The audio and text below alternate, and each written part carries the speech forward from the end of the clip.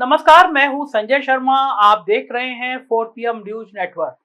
अपनी बात शुरू करूं उससे पहले किस्सा बताता हूं, बहुत मजेदार सच्चा किस्सा है। एक व्यक्ति को 10 साल की सजा हुई। वो सजा काट रहा था और सजा पूरी होने में सिर्फ 3 महीने बचे थे 10 सालों में।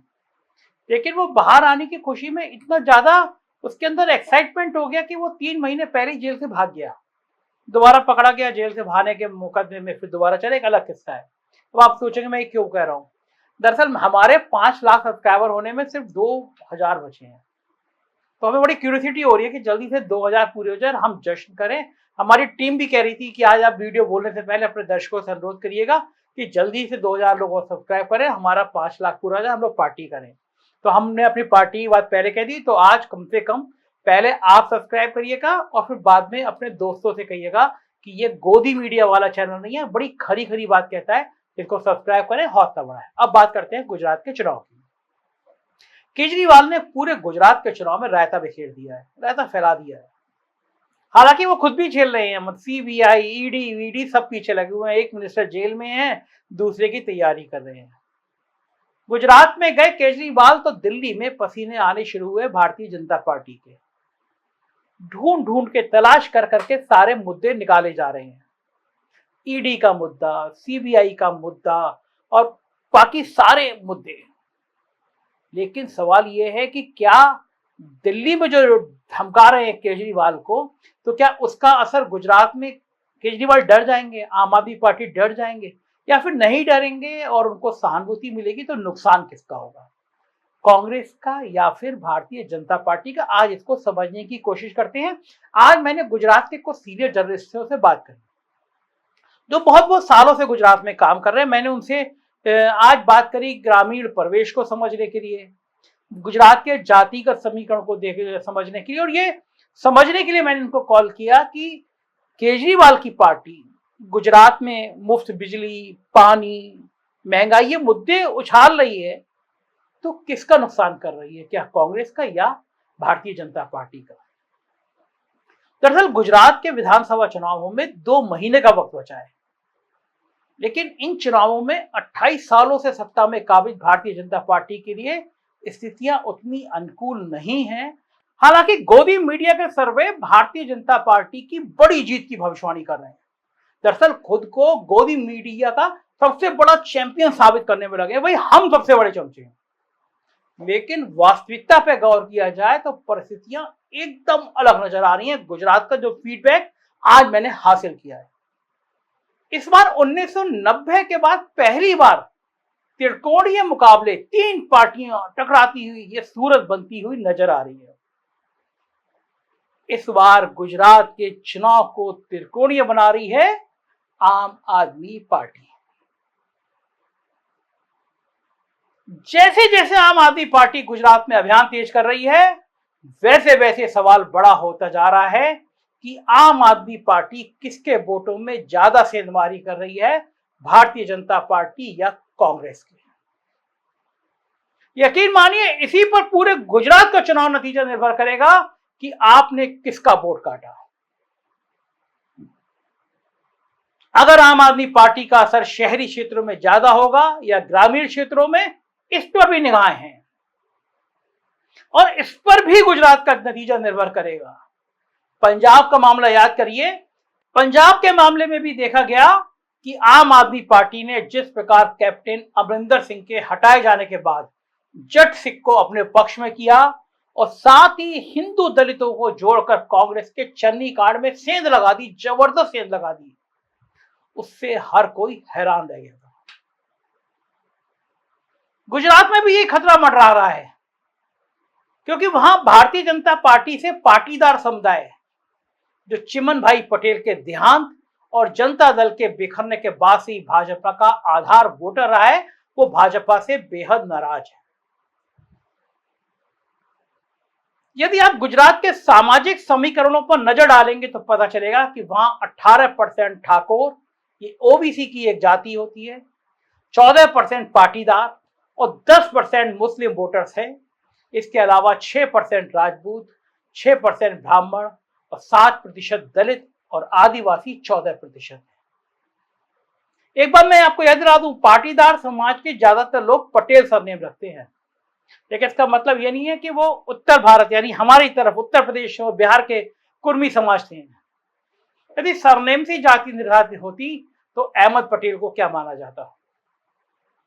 दरअसल पाटीदार एक सवर्ण जाति है और इस जाति का वहां प्रभुत्व है, लेकिन उत्तर भारत के कुर्मी समाज के कुछ लोग सरदार पटेल से अपनी लीजेंसी जोड़ने के लिए पाटीदार को कुर्मी बताने लगते हैं। पाटीदारों के भी दो प्रमुख उपजातियां हैं, लेहुआ पाटीदार और कड़वा पाटीदार। लेहुआ पाटीदारों की संख्या ज्यादा है और वर्तमान मुख्यमंत्री भूपेंद्र पटेल को छोड़कर जितने भी पाटीदार मुख्यमंत्री हुए हैं वो सब लेहुआ पाटीदार थे। भूपेंद्र पटेल कड़वा पाटीदार है और अपने समुदाय के पहले नेता हैं जो मुख्यमंत्री बने हैं। यही कारण है कि लेहुआ पाटीदार के बड़े नेता नरेश पटेल की अगली राजनीतिक मंजिल क्या होगी, इस पर सबकी निगाहें लगी हैं। यदि नरेश पटेल आम आदमी पार्टी का दामन थामते हैं तो यह तय है कि गुजरात में भाजपा को बहुत बड़ा झटका लगेगा, क्योंकि अहमदाबाद, बड़ौदा, सूरत, राजकोट इन सब बड़े शहरों में भाजपा का दबदबा है और लेहुआ पाटीदारों का भी इन शहरों में काफी दबदबा है। साथ ही इन बड़े शहरों में यही लोग जनता दल के चिमन भाई पटेल के गुजरने के बाद से केशुभाई पटेल के सहारे भाजपा से जुड़े रहे हैं। लेकिन भूपेंद्र पटेल के मुख्यमंत्री बनने के बाद से लेहुआ समाज में उपेक्षा की भावना बैठ गई। यदि नरेश पटेल कांग्रेस के साथ जाते हैं तो वो कांग्रेस के पक्ष में वोट ट्रांसफर कराएंगे या नहीं, इसे समझने के लिए थोड़ा सा और विस्तार में जाने की जरूरत है। लेकिन इतना तय है कि यदि नरेश पटेल आम आदमी पार्टी में गए तो लड़ाई त्रिकोणात्मक होगी और इसमें कौन बाजी मारेगा ये कहना बड़ा मुश्किल है। लेकिन कांग्रेस का गणित क्या है, इसे समझे बिना गुजरात की राजनीति और इसमें आम आदमी पार्टी की भूमिका को समझना बेहद मुश्किल है। आइए मैं आपको समझाने की कोशिश करता हूं कि कांग्रेस के सामने क्या क्या चुनौतियां हैं। कांग्रेस पार्टी फिलहाल दिग्भ्रमित दिखती है।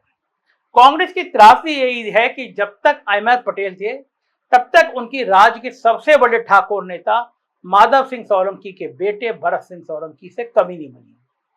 अब अहमद पटेल की कांग्रेस में क्या अहमियत थी इसे बताने की जरूरत नहीं है। यूपीए सरकार के दौर में सोनिया गांधी और मनमोहन सिंह के बराबर ताकत यदि किसी भी कांग्रेसी की थी तो वो अहमद पटेल ही थे। मगर यही अहमद पटेल भरत सोलंकी को कभी सीएम का चेहरा बनने ही नहीं देते थे। उन्हें हमेशा टफ सीट से लड़वा दिया जाता था। नतीजा ये होता वो हार जाते थे और उनकी हार के बाद अहमद पटेल के लोग ये नैरेटिव सेट करने में लग जाते थे कि जो अपनी सीट तक नहीं बचा पाया वो सीएम कैसे बनेगा। आज भी गुजरात के राजनीतिक विश्लेषक इस बात को मानते हैं कि यदि भरत सोलंकी के चेहरे पर गुजरात में एक भी चुनाव कांग्रेस मजबूती के साथ लड़ी होती तो नरेंद्र मोदी की सल्तनत को गुजरात से कब का हटाया जा सकता था। आखिर भरत के पिता माधव सिंह सोलंकी ने ही जातीय समीकरण को साध कर ऐतिहासिक सफलता 182 में 149 सीटें दर्ज की थी। इस बार भी गुजरात में कांग्रेस की यही हालत है। नरेश पटेल कांग्रेस में डटे रहे और उनकी चली जो ठाकुर बिखर जाएंगे, फिर ठाकुर जिधर जाएंगे, अगर वो आम आदमी पार्टी के साथ गए तो आम आदमी पार्टी भारी और भाजपा के साथ गए तो भाजपा भारी, उन्हीं की सरकार बनेगी। लेकिन यदि नरेश पटेल आम आदमी पार्टी के पाले में आ गए तो पाटीदारों के वोटों का सीधा विभाजन होगा और इसमें यदि कांग्रेस ने होशियारी दिखाकर भरत सोलंकी का चेहरा आगे कर दिया तो वह ठाकुर, आदिवासी, दलित और मुस्लिम का जोड़ करके सबको मात भी दे सकती है। क्योंकि एक बात सभी जानते हैं कि माधव सिंह सोलंकी का परिवार अपनी ठाकुर बिरादरी के बीच गुजरात में वैसी ही हैसियत रखता है जो यादवों के बीच यूपी बिहार में मुलायम सिंह यादव और लालू यादव के परिवार की है। इसके अलावा दलित और आदिवासी गुजरात में कांग्रेस के परंपरागत वोटर हैं। आदिवासी नेता छोटू बसावा ने भी कांग्रेस से करीब आने के संकेत दिए हैं। रही बात मुसलमानों की तो आज की तारीख में वो उसी के साथ जाएंगे जो भारतीय जनता पार्टी को हरा सकने की कुव्वत रखता हो। वो अंत तक देखेंगे कि आप और कांग्रेस में कौन भारी है। और रही बात गोदी मीडिया की तो वो तो उसी को मुख्य मुकाबले में बताएगा ताकि मुसलमान कंफ्यूज हो जो असल में तीसरे नंबर पर होगा। लिहाजा आज की तारीख में गुजरात में क्या होगा कहना मुश्किल है, लेकिन यदि तय है कि महंगाई, बेरोजगारी, जीएसटी और इन सब के बीच हिंदुत्व के ऊपर जाति अतिक्रमण का हावी हो गया तो फिर बीजेपी का बहुत बुरा हाल हो सकता है। और बाकी गोदी मीडिया की आग लगाने की तरकीबें जारी हैं। आज ही मैं कुछ टीवी चैनल पर देख रहा था, सीधा सीधा लिख के आ रहा था कि गरबा नाइट्स में मुसलमान गार्ड आ गए और मुसलमानों की मस्जिद से पथराव हो गया, मुसलमानों ने ये किया, मुसलमानों ने वो किया। हमने जब पत्रकारिता शुरू की थी तो ये सिखाया गया था कि कभी ऐसे दंगे के हालात हो, तनाव के हालात हो, तो हमें धर्म का नाम नहीं रखना है कि मुसलमान लड़के, हिंदू लड़के, ये नहीं करना है। हम लोगों ने तो यहां तक सीखा था कि अगर दंगे में किसी की मृत्यु हो जाती है तो हम नाम नहीं लिखते थे, जिससे धर्म की पहचान ना हो, लोगों के बीच नफरत ना हो। लेकिन मैं देख रहा हूं कि जिन जिन राज्यों में चुनाव होते हैं, ये गोदी मीडिया, ये अंबानी और अडानी के चैनल आग लगाने का काम शुरू कर देते हैं। और मैं कई बार ट्वीट भी किया है, मैंने कहा भी है कि जिन जिन राज्यों में चुनाव होते हैं वहीं का हिंदू खतरे में आ जाता है, वहीं का मुसलमान खतरे में आ जाता है। और जैसे ही चुनाव होते हैं, आप लिख के रख लीजिएगा, गुजरात में अभी ये लड़ाई और तेज होगी, कहीं मंदिर, कहीं मस्जिद, कहीं दंगे, ये छोटे छोटे ट्रायल चलेंगे। और जैसे ही जनवरी में नतीजे आएंगे, ये ट्रायल किसी और राज्य में शिफ्ट हो जाएंगे, मध्य प्रदेश में हो जाएंगे, राजस्थान में हो जाएंगे। तब मध्य प्रदेश और राजस्थान का हिंदू खतरे में आ जाएगा। जिस राज्य में चुनाव होते हैं वहां का हिंदू खतरे में आ जाता है। तो संभल के रहिए, जातीय मुद्दे, धार्मिक मुद्दे, इनसे ऊपर उठिए। देखिए कि आपके और आपके परिवार के लिए कौन जरूरी है, आपके परिवार, आपके समाज के लिए कौन प्यार का ताना बाना बन सकता है, कौन विकास कर सकता है। वोट उसी को दीजिएगा, क्योंकि आपका एक एक वोट इस देश की तकदीर को लिखेगा इस बार। मुझे यकीन है आपको वीडियो पसंद आया होगा, शेयर कीजिएगा। हमारा अगला चैनल यूपी, अगर आपको यूपी की खबरें पसंद है तो 4 PM यूपी सब्सक्राइब करिए, और बिहार की खबर पसंद है तो 4 PM बिहार को सब्सक्राइब करिएगा। शुक्रिया, थैंक यू।